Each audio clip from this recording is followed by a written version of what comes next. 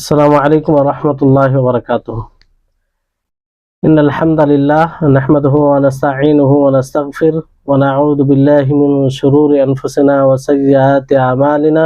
من يهده الله فلا مضل له ومن يضلله فلا هادي له، وأشهد أن لا إله إلا الله وحده لا شريك له، وأشهد أن محمدا عبده ورسوله.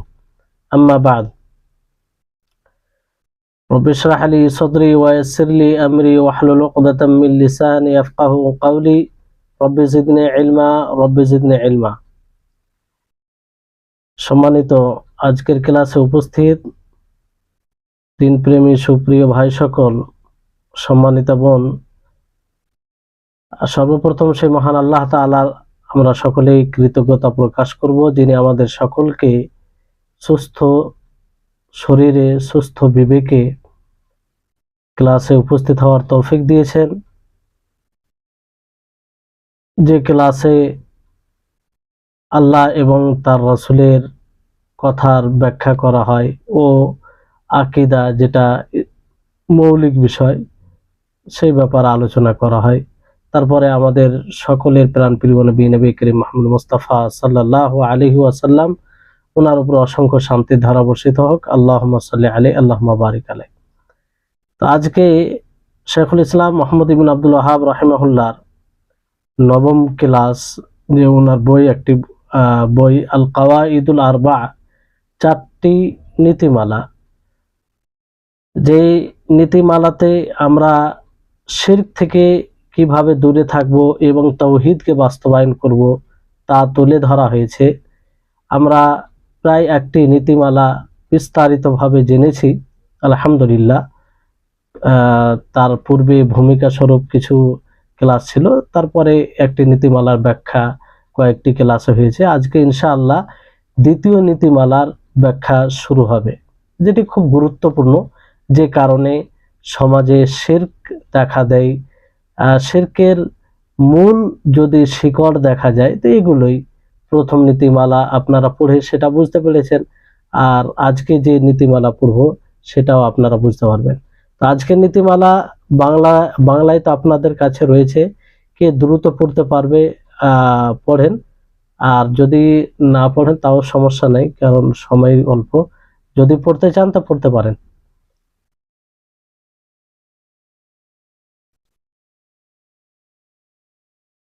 পড়বেন না কেউ? আচ্ছা, পড়েন। আলহামদুলিল্লাহ, সালাতু ওয়াসসালামু আলা রাসূলিল্লাহ।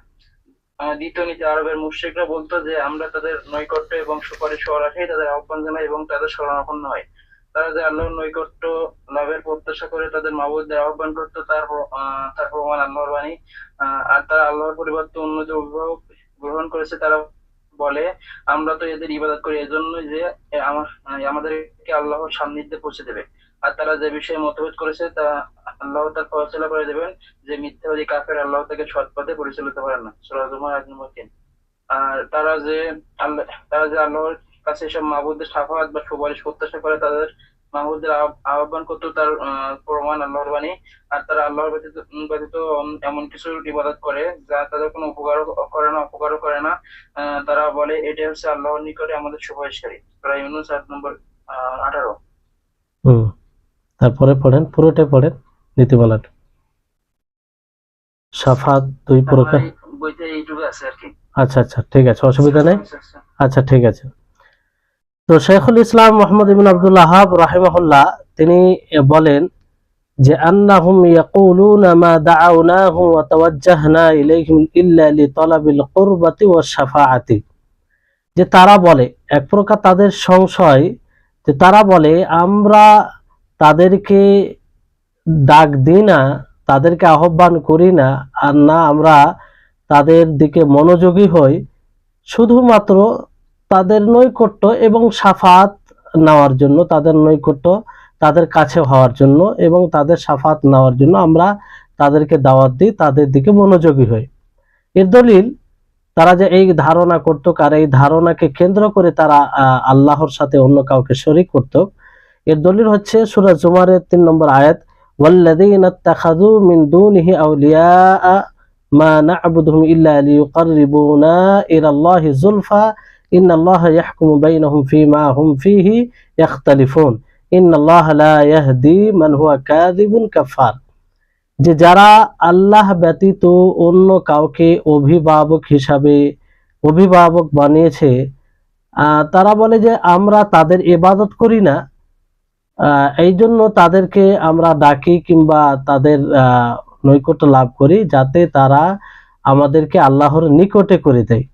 আর আল্লাহ তাআলা ফয়সালা করেন সেই বিষয়ে, যে বিষয়ে তারা দ্বিমত করেছে। ইন্নাল্লাহা লা ইয়াহদি মান হুয়া কাযিবুন কাফার।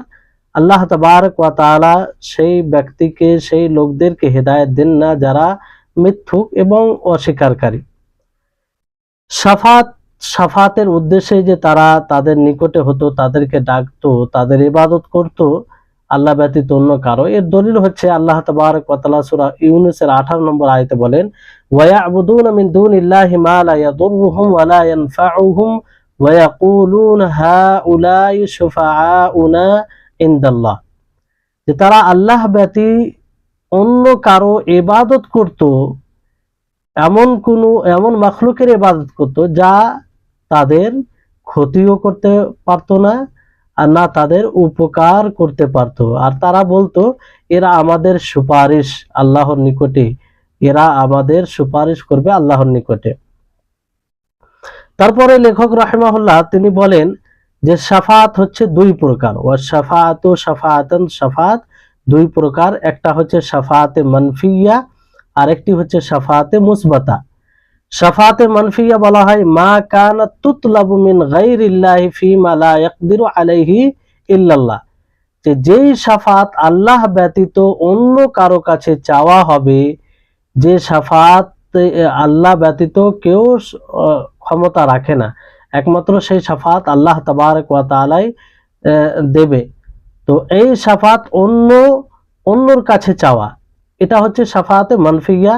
এর দলিল হচ্ছে আল্লাহ তাবারক ওয়া তাআলা বলেন, ইয়া আইয়ুহাল্লাযীনা আমানু আনফিকু মিম্মা রাযাকনাকুম মিন ক্বাবলি আন ইয়াতিয়া ইয়াউমুন লা বাইউন ফীহি ওয়ালা খুল্লাতু ওয়ালা শাফাআ ওয়াল কাফিরুনা হুমুয যালিমুন। যে হে মুমিনগণ, তোমরা খরচ করো সেই জিনিস থেকে যা আল্লাহ তাআলা তোমাদেরকে দিয়েছেন। সেই দিন আসার পূর্বে যেদিন কোনো প্রকারের ব্যয় থাকবে না, কোনো প্রকারের বন্ধুত্ব থাকবে না, আর নাহি শাফাআত থাকবে, আর কাফির তারা জালিম হবে। শাফাআতে মুসবাতা এ সম্পর্কে লেখক রাহিমাহুল্লাহ বলেন যে হিয়াল্লাতি তুতলাবু মিনাল্লাহ। যেই শাফাআত শুধুমাত্র আল্লাহর কাছে চাওয়া হবে, আর শাফে তাকে শাফাআত দ্বারা সম্মানিত করা হবে। ওয়াল মাশফু লাহু মান রাদিয়াল্লাহু কাওলাহু ওয়া আমালাহু বা'দাল ইযন। আর মাশফু লাহু অর্থাৎ যার জন্য সুপারিশ করা হবে, তার উপরে তার কথা এবং আমল থেকে আল্লাহ তাআলা সন্তুষ্ট হবেন, এবং শাফাত হবে তখনই যখন তার জন্য অনুমতি দেওয়া হবে। আল্লাহ তাবারক ওয়া তাআলা বলেন, মান যাল্লাযী ইয়াশফাউ ইনদাহু ইল্লা বিইذনি। যে কে আছে তার নিকটে সুপারিশ করবে তার অনুমতি ছাড়া। তো এই হচ্ছে দ্বিতীয় নীতিমালা। এটি খুবই গুরুত্বপূর্ণ। আপনারা আশা করি একটু উপলব্ধি করবেন, সমাজে দেখে বুঝতে পারবেন যে প্রায় শিরকের শিকড় বলতে পারেন কিংবা তাদের জড় বলতে পারেন, উৎপত্তি যে শিরকের, সেটা এই ধারণা। অনেককে জিজ্ঞাসা করবেন, তারা এই কথাই বলে যে না, আমরা তাদের তো ইবাদত করি না, আমরা গুনাহগার পাপী, আমরা আল্লাহর ওই রকম খাস বান্দা হতে পারিনি, ফলে আমরা আমাদের সৎ ওয়ালিদেরকে তাদেরকে ডাক দিই যাতে তারা আল্লাহর নিকটে গিয়ে সুপারিশ করে। তো এটা এক প্রকার শয়তানের প্ররোচনা আর জালালাত, বিভ্রান্তির এটা উৎস, যেটা শয়তানের প্ররোচনা থেকে হয়েছে। আল্লাহ তাআলা শয়তানদের সম্পর্কে বলেন যে ওয়া ইন্নাশ শায়াতিনা লায়ুহুনা ইলা আউলিয়াইহিম লিয়ুজাদিলুকুম ওয়া ইন আতা'তুমুহুম ইন্নাকুম লামুশরিকুন। সূরা আনামের 121 নম্বর আয়াত। যে শয়তান তারা ওলিদের বন্ধুদের নিকটে ওহী করে আর তাদেরকে বলে, তাদেরকে প্ররোচনা দেয় যাতে তারা তোমাদের সাথে কি করে, তর্ক করে, বিবাদ করে।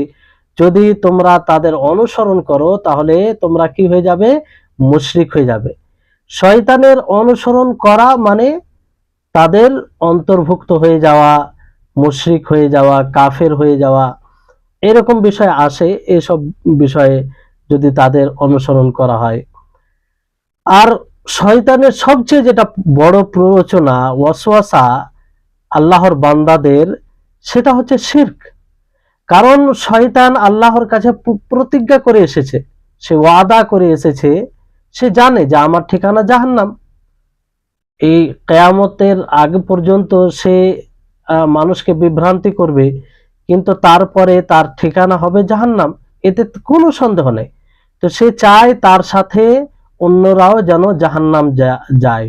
যেমন তাদের ঠিকানা, শয়তানদের ঠিকানা, তাদের আবাসস্থান জাহান্নাম হবে, সে অনুরূপভাবে চেষ্টা করে যে আল্লাহর সমস্ত বান্দা যাতে জাহান্নাম যায়। কারণ আল্লাহ তাবারক ওয়া তাআলা ঘোষণা করেছেন যে যারা শিরক করবে, আল্লাহর সাথে অন্য কাউকে শরীক করবে, তাদের উপর আল্লাহ তাআলা জান্নাতকে হারাম করেছেন। ফলে এই শিরকের প্ররোচনা বেশি দেয়। শয়তান সবসময় চেষ্টা করে যে তার বান্দা কিভাবে আল্লাহর সাথে শরীক করবে। এই গুনাহ যদি সে করাতে পারে, সে নিজেকে ধন্য মনে করে, আর সে নিজের এটা লক্ষ্য স্থির তার, যে এইভাবে আল্লাহর বান্দাকে শিরকে জড়িয়ে তাদের ঈমানকে হরণ করতে চায়। আল্লাহ তাবারক ওয়া তাআলা বলেন, ইন্নাহু মান ইউশরিক বিল্লাহি ফাকাদ হারামাল্লাহু আলাইহিল জান্নাহ ওয়া মাওয়াহুন নার ওয়া মা লিয-যালিমিন মিন আনসার। যে যারা আল্লাহর সাথে শরীক করে তাদের উপরে আল্লাহ তাআলা জান্নাতকে হারাম করে দিয়েছেন, আর তাদের ঠিকানা হবে জাহান্নাম, আর সেই জালিমদের কোনো সহযোগী হবে না। তো শিরকের এটা প্রচেষ্টা তার, সবসময় এই জন্য সে লড়াই করতে থাকে, যুদ্ধ করতে থাকে আল্লাহর বান্দাদের সাথে, যাতে কোনো না কোনো ভাবে, কোনো মাধ্যমে আল্লাহর বান্দাকে শিরকের সাথে জড়িয়ে দেওয়া যায়। বর্তমান সময়ে দেখবেন যে এইভাবে উম্মতের মাঝে সেই শয়তান শিরক নিয়ে আসতে সক্ষম হয়েছে। যারাই শিরক করে, মুসলিমদের মাঝে যারা শিরক করে, যারা অমুসলিম তাদের কথা তো ছাড়েন, তারা যেহেতু ইসলামকে গ্রহণ করেনি, তাদের ভিত্তি হচ্ছে শিরকের উপরে। কিন্তু যারা মুসলিম, নিজেকে মুসলিম বলে, তারা দেখবেন মৃত্যুদেরকে ডাক দেয়, মৃত্যুর কাছে গিয়ে দোয়া করে, তাদেরকে উপকার ও অপকারের মালিক মনে করে। ফলে তাদের কাছে দোয়া করে যে তুমি আমাদেরকে এই মুসিবত থেকে উদ্ধার করো, তুমি আমাদের এই কল্যাণ করো। আর তাদেরকে দোয়ার মধ্যে সুপারিশ বানায়, মাধ্যম বানায়। তো এগুলো বর্তমান সময়ের যে শিরকের সংশয়, এইভাবে তারা শিরক করে। শয়তান এই বাহানাতে তাদেরকে শিরকের জালে তাদেরকে ফাঁসিয়েছে। এই জন্য শেখুল ইসলাম ইবনে তাইমিয়া রাহিমাহুল্লাহ তিনি বলেন যে আল্লাহ ব্যতীত যে কোনো মাখলুকের নিকটে দোয়া ও শাফাত চাওয়া, সুপারিশ চাওয়াতে কোনো প্রকার লাভ নেই, না ফারিস্তাদের নিকটে, না মৃত্যু ব্যক্তিদের নিকটে, না আম্বিয়া ও সালেহিনদের নিকটে। কারণ এই দরজা যে উন্মুক্ত করবে, যে এটা শুরু করবে, তার জন্য শিরকের দরজা খুলে যাবে। এইভাবেই শিরক সে করতে আরম্ভ করবে। এটা মানে চাওয়া মানে শিরক করা। আর যারাই এটা করে তারা বলে যে আমরা তাদের ইবাদত করি না, বরং তারা আল্লাহর নিকটে আমাদেরকে করবে। তারা হচ্ছে আল্লাহর খাস বান্দা, তারা আল্লাহর বিশেষ বান্দা, বিশেষ, তারা আল্লাহর মাখলুক। তো আমরা তাদের নৈকট্য লাভ করি যাতে তারা আমাদেরকে আল্লাহর নিকটে করে দেয়।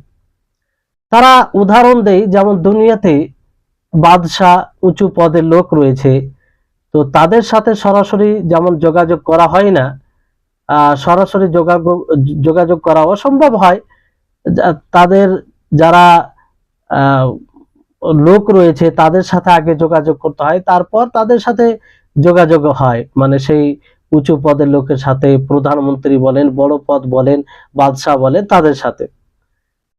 অনুরূপ ভাবে আল্লাহ তাবারক ওয়া তাআলার সাথে সরাসরি যোগাযোগ করা এটা সঠিক নয়। তার কিছু প্রেরিত বান্দা আছে, তার কিছু প্রিয় বান্দা আছে, তাদের সাথে যোগাযোগ আমরা করি যাতে তারা আমাদেরকে আল্লাহর নিকটে করে দেয়। আর সরাসরি আল্লাহর সাথে যোগাযোগ করা, আল্লাহকে বলা, আল্লাহর কাছে দোয়া করা, আল্লাহর কাছে চাওয়া, এটা তার সাথে বেয়াদবি হবে। তার সাথে কি কি হবে? বেয়াদবি হবে এবং দুঃসাহস করা হবে। যেমন ভাবে পৃথিবীতে কোনো বাদশার সাথে সরাসরি যদি কেউ যোগাযোগ করে, সরাসরি কিছু বলে, তাহলে এটা তাদের সাথে যেমন বেয়াদবি হয়, তাদের উপরে দুঃসাহস করা হয়, অনুরূপ ভাবে আল্লাহর সাথেও এটা হবে। তাহলে এই চিন্তাধারা করে, এটা ভেবে তারা খালিককে মখলুকের সাদৃশ্য দেয়, খালিককে মখলুকের মতো করে দেয়। যেন আল্লাহ তাআলা বলেন তাদের সম্পর্কে, ওয়াল্লাযীনা ইত্তাখাযু মিন দুনিহি আউলিয়া মা না'বুদুহুম ইল্লা লিয়ুকাররিবুনা ইলাল্লাহি যুলফা, যে যারা আল্লাহ ব্যতীত অন্যকে অভিভাবক হিসাবে মেনে নেয়, আর তারা বলে যে আমরা তাদের ইবাদত করি না, আমরা তাদের কাছে হই যাতে আল্লাহর নিকটে করে দেয় আমাদেরকে। এই ধারণা তাদের ছিল, তারা বলে আমরা তাদের ইবাদত করি না। অন্য আয়াতে আল্লাহ তাআলা স্পষ্ট করেন যে তারা আল্লাহ ব্যতীত এমন মাখলুকের ইবাদত করে যে মাখলুক না তাদের ক্ষতি করতে পারে, না তাদের উপকার করতে পারে, আর তারা বলে যে এরা আমাদের সুপারিশ, এরা আমাদের সুপারিশ, এরা আল্লাহর নিকটে গিয়ে আমার সুপারিশ করবে। তো এইভাবে তারা ফারিস্তাদেরকে ডেকেছে, আম্বিয়া ও সালেহিনদেরকে ডেকেছে, তাদের নিকটে দোয়া করেছে। তো এইভাবে দোয়া করে তারা খালিককে মখলুকের উপরে কিয়াস করেছে, খালিককে মখলুকের উপরে অনুমান করেছে, যেটা একদম ফাসিদ অনুমান, ফাসিদ কিয়াস, যেটা জায়েজ নয়। অথচ আল্লাহ তাবারক ওয়া তাআলার ব্যাপারে সকলকে জানা উচিত যে আল্লাহ তাআলা তিনি মাসালে আলা, তিনি সব দিক দিয়ে, সব গুণে, সব বিষয়ে তিনি মাসালে আলা, অর্থাৎ তিনি উঁচু, তার সমতুল্য কেউ নাই। আর তার উপরে তো দূরের কথা, তার সমতুল্য কেউ নেই। তো কিভাবে আল্লাহ তাবারক ওয়া তাআলাকে, খালিককে, স্রষ্টাকে মখলুকের উপরে কিয়াস করা যায়, মখলুকের উপরে অনুমান করা যায়? কারণ দুনিয়াতে যে সব বাদশা যাদের সাথে সাদৃশ্য তারা দেয়, তারা মানুষদের বিষয়সমূহ জানতে অক্ষম।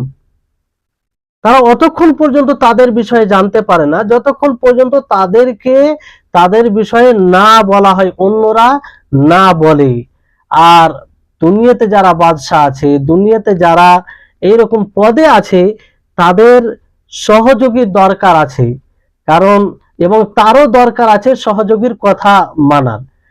কারণ সে যদি সহযোগীর কথা না মানে, যাকে তারা সহযোগিতা করবে, তো এক সময় তারাও তার সহযোগিতা করবে না, ফলে তার নেতৃত্ব কিংবা তার বাদশাহাত এগুলো কিছুই থাকবে না।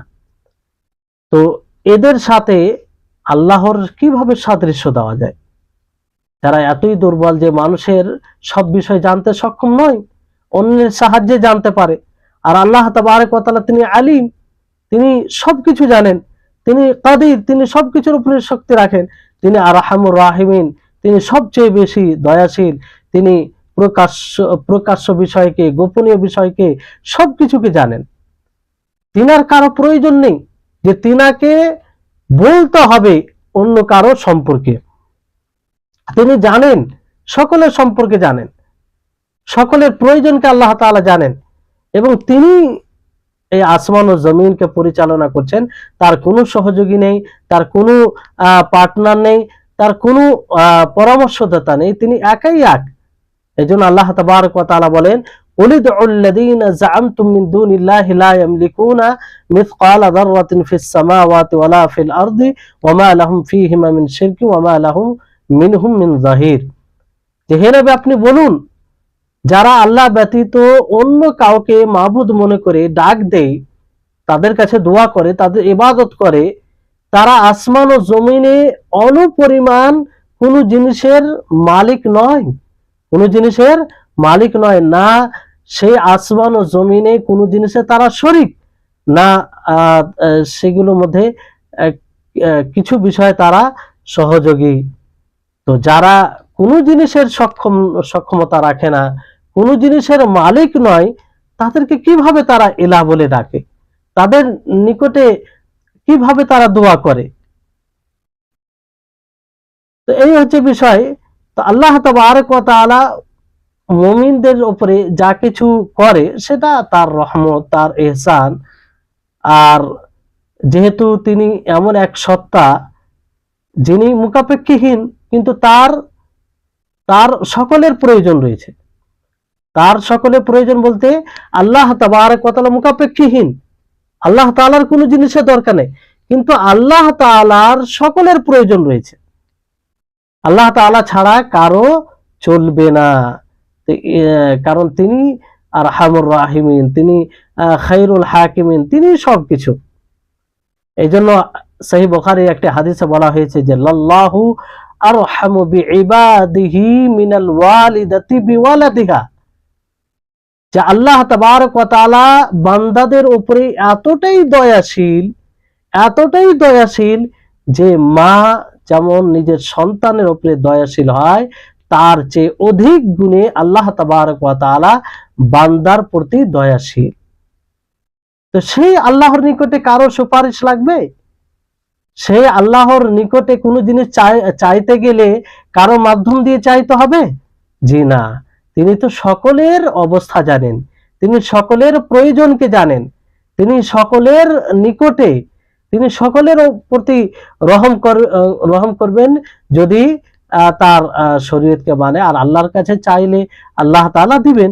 যেমন আল্লাহ তাবারক ওয়া তাআলা সূরা বাকারার 186 নম্বর আয়াতে বলেন, ওয়া ইযা সাআলাকা ইবাদি আন্নী ফাইন্নী করিব উজিবু দাওয়াতাদ দাঈ ইযা দাআন, যে আমার বান্দা যদি জিজ্ঞাসা করে আন্নী আমার সম্পর্কে, ফাইন্নী করিব আমি নিকটে, উজিবু দাওয়াতাদ দাঈ ইযা দাআন যখনই কোনো আহ্বায়ক আমাকে ডাক দেয়, যখনই কোনো দোয়াকারে আমার কাছে দোয়া করে, আমি তার দোয়াকে কবুল করি, আমি তার ডাকে সাড়া দিই।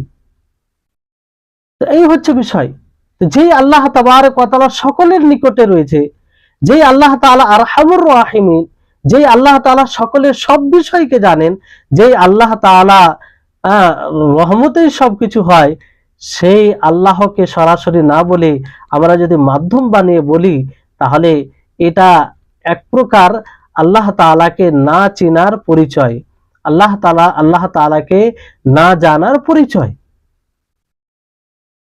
কারণ আল্লাহ তাবারক ওয়া তাআলা যেখানেই বলেছেন যে দোয়া করো চাও, সেখানে আল্লাহ তাআলা কোন মাধ্যমের কথা বলেনি যে তোমরা মাধ্যম লাগিয়ে আমার কাছে চাও। আল্লাহ তাআলা বলেন, ওয়া ক্বালা রাব্বুকুম উদউনি আস্তাজিব লাকুম ইন্নাল্লাযীনা ইস্তাকবিরুনা আন ইবাদাতি সায়াদখুলুনা জাহান্নামা দাখিরিন, যে তোমার রব বলে যে উদউনি, তোমরা আমার কাছে চাও, আমার কাছে দোয়া করো, আমার কাছে ক্ষমা চাও, আমার কাছে রুজি চাও, আমার কাছে নেয়ামত চাও, আমার কাছে চাও, সবকিছু চাও আমার কাছে। আস্তাজিব লাকুম, আমি তোমাদের ডাকে সাড়া দেব, তোমাদের দোয়া কবুল করব, তোমাদেরকে ক্ষমা করব, তোমরা যা চাইবা আমি তোমাদেরকে দেব। যদি মাধ্যম অবলম্বন করে আল্লাহর কাছে চাওয়া এটা সঠিক হতো, তো আল্লাহ তাআলা এই আয়াতে আবশ্যিকভাবে বলতেন যে তোমরা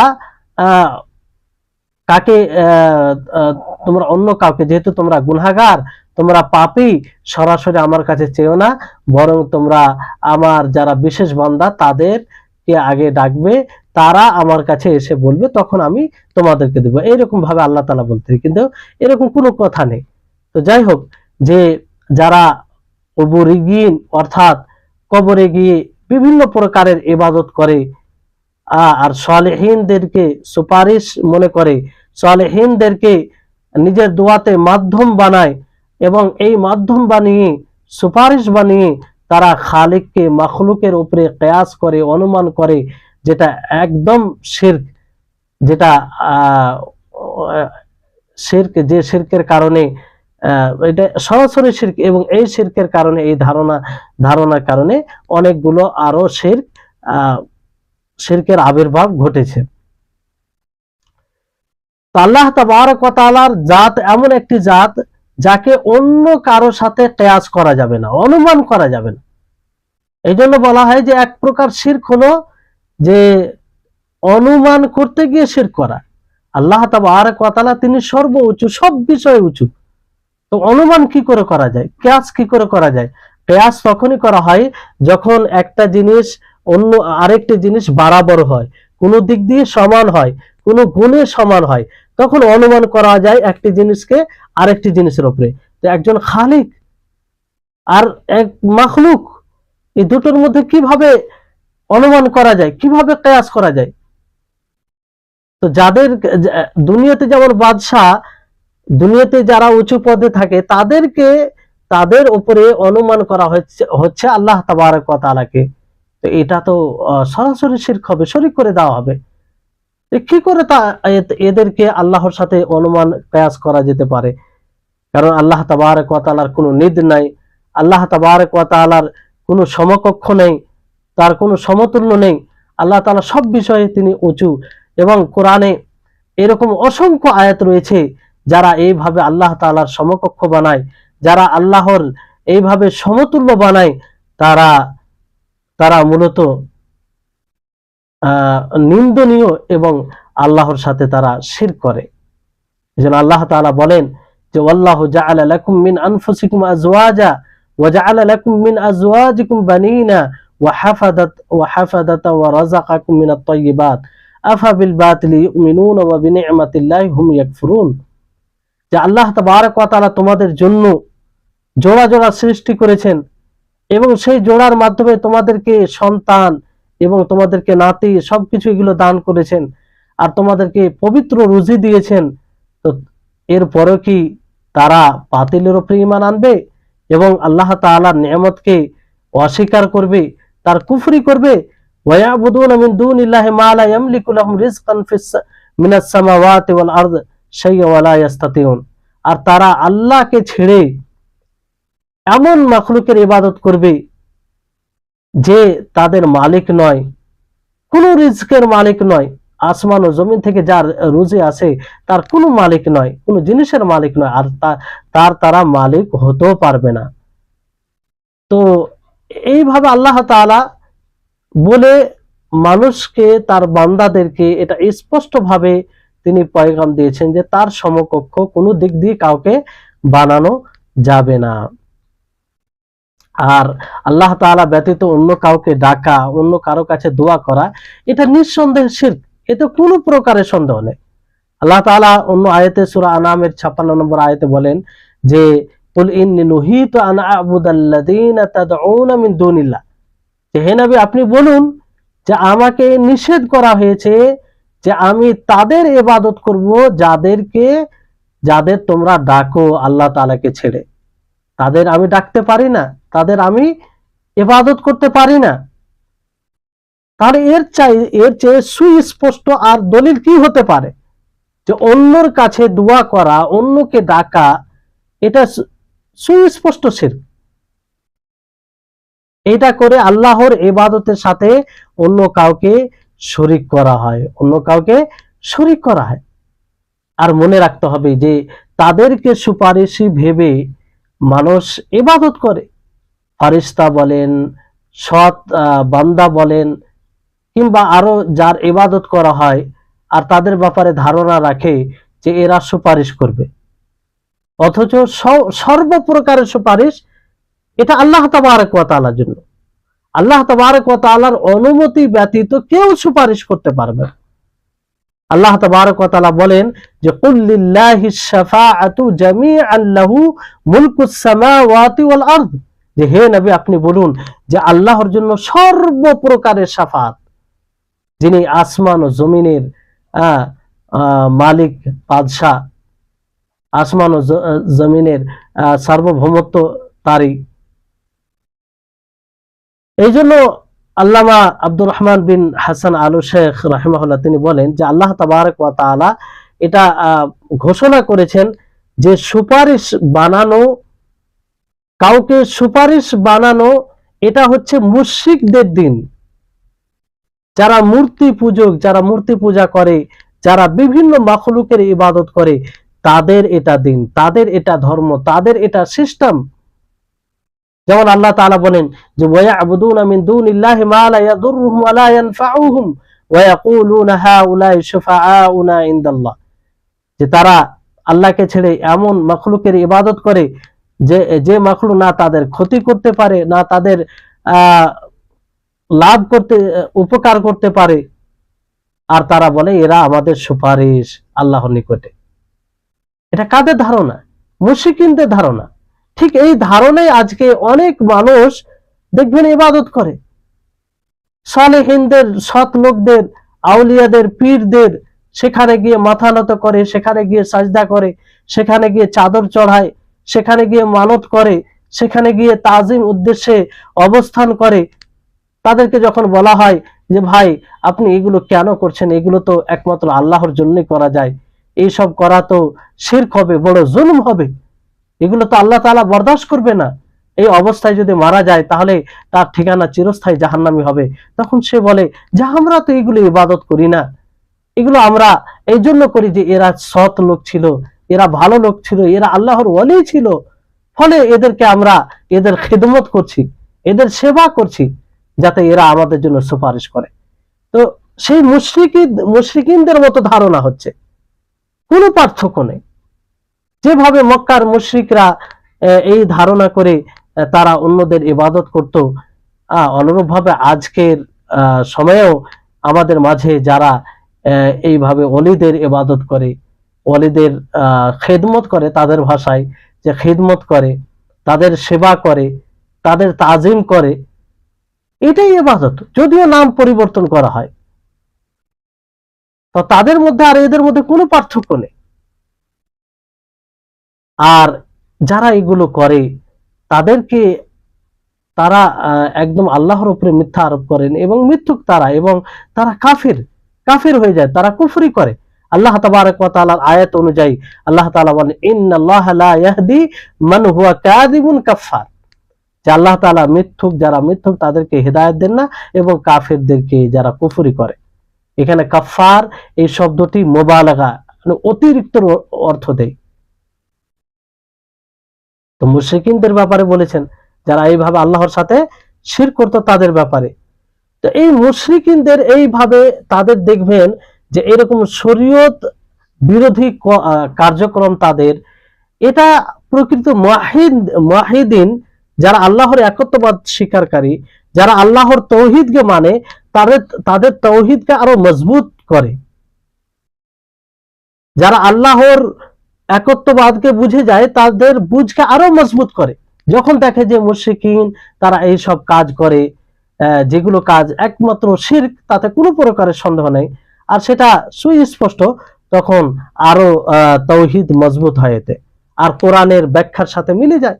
কোরআন, আল্লাহ তাবারক ওয়া তাআলা কোরআনে যেভাবে মক্কার মুশরিকদের অবস্থা তুলে ধরেছেন, ঠিক আজকের যারা মুশরিক, যদিও তাদেরকে মুশরিক না বলা হয়, যদিও তারা নিজেকে মুসলিম বলে, কিন্তু তাদের কর্ম, তাদের কার্যকলাপ, তাদের ইবাদত সেই মুশরিকদের সাথে, মুশরিকদের ধারণার সাথে মিলে যায়। তো এগুলো দেখার পরে একজন মুওয়াহিদের, একজন তাওহীদবাদের আরো তাওহীদ মজবুত হয়। সে বুঝতে পারে যে আল্লাহ তাবারক ওয়া তাআলা তিনিই একমাত্র মাবুদ, যাকে ছাড়া অন্য কারো ইবাদত করা যাবে না, তিনি একমাত্র সত্তা, যাকে ছাড়া অন্য কাউকে ডাকা যাবে না, অন্যর কাছে আশা করা যাবে না। কারণ কোরআন এটারই হেদায়েত দেয়। কোরআন থেকে এই কথাই বের হয়ে আসে। আল্লাহ তাবারক ওয়া তাআলা এই জন্য বলেন, বিশেষ করে যারা হেদায়েতের পথকে এড়িয়ে চলে, হেদায়েত বিমুখী হয়ে যায়, তাদের ব্যাপারে মানে তাদেরকে ভাবা উচিত যে আল্লাহ তাআলা একটি আয়াতে বলেন, সূরা তাওবার 115 নম্বর আয়াতে, যে ওয়ামা কানা আল্লাহু লিয়ুদিল্লা কওমান বা'দা ইদ হাদাহুম হাত্তা ইউবাইয়িনা লাহুম মা ইয়াত্তাকুন। যে আল্লাহর কি হয়েছে যে কোনো কিছু লোককে কিংবা কোনো কওমকে পথভ্রষ্ট করবে তাদের নিকটে হেদায়েত আসার পর, সুস্পষ্ট হওয়ার পর। আল্লাহর কোনো এগুলো দরকার নেই যে কাউকে পথভ্রষ্ট করবে। কিন্তু মানুষ যখন হেদায়েত বিমুখী হয়ে যায়, হেদায়েত থেকে নিজেকে সরিয়ে নেই, তখন আল্লাহ তাআলা তাদেরকে সেদিকেই ঘুরিয়ে দেয়। তো যারা মূলত হেদায়েত চাইবে, হেদায়েতের সন্ধানে থাকবে, তারা এই কোরআন থেকে হেদায়েত নিতে পারে। কোরআনকে পড়ে, যে কোরআনে কোনো বাতিলের সুযোগ নেই, যেখানে কোনো প্রকারের বাতিল, কোনো প্রকারের আল্লাহর দিন যেটা, সেই দিন বিরোধী কোনো জিনিসের আগমন ঘটতে পারে না। যদি কোনো ব্যক্তি নিজের নফসের উপরে কল্যাণ করতে চায়, নিজেকে হেদায়েতের পথে নিয়ে আসতে চায়, তাহলে তার উচিত হবে যে কোরআনকে পড়া, কোরআন দ্বারা হেদায়েত নেওয়া, এবং কোরআন ও হাদিসকে মজবুত ভাবে আঁকড়ে ধরা। কোরআন ও হাদিসকে ঠিক সাহাবায়ে কেরাম রিজওয়ানুল্লাহি আলাইহিম আজমাইন যেভাবে বুঝেছেন সেভাবে বুঝা, সাহাবায়ে কেরাম যেভাবে হেদায়েত নিয়েছেন, হেদায়েত গ্রহণ করেছেন, সেভাবে হেদায়েত গ্রহণ করা। তাহলে কেউ পথভ্রষ্ট করতে পারবে না। আল্লাহ তাবারক ওয়া তাআলা বলেন, ফামানিত্তাবা হুদায়া ফালা ইয়াদিল্লু ওয়ালা ইয়াশকা। যে ব্যক্তি আমার হেদায়েতের অনুসরণ করে, হেদায়েত কোরআন ও হাদিসের অনুসরণ করে, তো সে পথভ্রষ্ট হবে না, সে কোনো মতে পথভ্রষ্ট হবে না। তো এই কোরআন কিভাবে পড়তে হবে? কোরআনুল কারীমকে বুঝে পড়তে হবে, তার অর্থ অনুধাবন করতে হবে, গবেষণা করতে হবে, তাহলেই এটা হেদায়েত হবে। আর যদি শুধু কোরআন পড়া যায়, কোরআনকে না বোঝা যায়, কোরআনের উদ্দেশ্যকে না বোঝা যায়, বড় দুঃখের সাথে বলতে হয় যে আজকে আমাদের সমাজে এক বড় সংখ্যা রয়েছে যে কোরআন খুব সুন্দরভাবে তেলাওয়াত করে। কোরআন তেলাওয়াতে মাশাআল্লাহ বিশ্বজয়ী হফাজ, বিশ্বজয়ী মানে হাফিজ, ভালো কথা ঠিক, কিন্তু সারা জীবন সে কোরআনকে বুঝার তৌফিক পেল না। এটা কোন ধরনের কোরআনের শিক্ষা? এই শিক্ষা কি আল্লাহ নবী, সাহাবায়ে কেরাম অর্জন করেছিলেন? না। আপনি কোরআন শিখুন, কোরআন তেলাওয়াত ভালোভাবে করুন, যত সুন্দরভাবে পারেন তেলাওয়াত করেন, এটা একটা ভালো দিক। কিন্তু কোরআনকে যদি আপনি না বুঝার চেষ্টা করেন, সারা জীবন যদি আপনি কোরআনকে সুন্দর তেলাওয়াতে নিজেকে কাটিয়ে দেন, আর কোরআনের যেটা উদ্দেশ্য, যে কারণে এই কোরআনকে অবতীর্ণ করা হয়েছে, সে কারণকে আপনি বুঝার চেষ্টা করলেন না, অথচ আপনি চেষ্টা করলে এই কোরআনকে বুঝতে পারতেন, আপনার ঈমান তৈরি হতো, আপনি হেদায়েতের পথে আসতেন, কিন্তু সেটা করলেন না, তাহলে কি লাভ হলো? কিছুই লাভ হলো না। আজকে দেখবেন বর্তমান সময়ে যে এক প্রকার যারা হেদায়েতের পথ থেকে, সরল পথ থেকে যারা দূরে রয়েছে, একটু যারা সুন্নাহ বিদআতের মধ্যে পার্থক্য করে না, শিরক তাওহীদের মধ্যে পার্থক্য করে না, তারা দেখবেন যে কোরআন তেলাওয়াতে মাশাআল্লাহ খুব এগিয়ে, এটা ভালো বৈশিষ্ট্য। কিন্তু এটা কি লাভ? এই কোরআন সুন্দরভাবে তেলাওয়াত করা কি লাভ যদি আপনার কোরআন তেলাওয়াত আপনাকে আপনার তেলাওয়াত সুন্নাহ বিদআতের মধ্যে পার্থক্য না করে দেয়? আপনার সুন্দর তেলাওয়াতের কি উপকার হবে যদি আপনার তেলাওয়াত তাওহীদ ও শিরকের মধ্যে পার্থক্য না করে দেয়? আপনার কোরআন তেলাওয়াতের সৌন্দর্য, কিংবা যে আপনি একটা বিশ্বে ভালো সুনাম অর্জন করেছেন, সেটার কি উপকার হবে যদি আপনার এই তেলাওয়াত হেদায়েতের পথে না নিয়ে আসতে পারে? তো শুধু কোরআন তেলাওয়াত করা এটা হেদায়েত নয়। কোরআনকে বুঝে পড়তে হবে, সেই কোরআন থেকে হেদায়েত নেওয়ার চেষ্টা করতে হবে। আর পুরো কোরআনটাই তাওহীদ।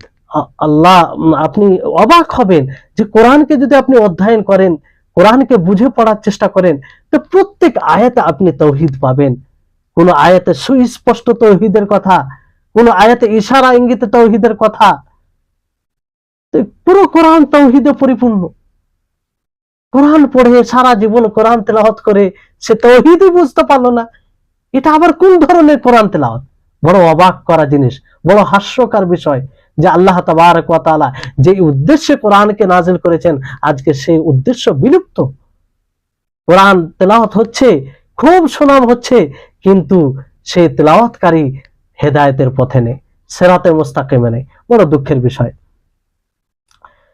তো এই জন্য যে ব্যক্তি কোরআন তেলাওয়াত করবে, ইবনুল কাইয়িম রাহিমাহুল্লাহ তিনি বলেন যে একজন যখন কোনো অনুসরণকারী, কোন জিনিসকে সন্ধানকারী কিতাবুল্লাহ এতে সন্ধান করবে, যা তার প্রয়োজন রয়েছে, যেমন তাওহীদকে বাস্তবায়ন করা, আল্লাহর সিফাতকে সাব্যস্ত করা, রিসালাত, নবুয়ত, এবং এক হাসরের মাঠে একত্রিত হতে হবে সকলকেই। তারপরে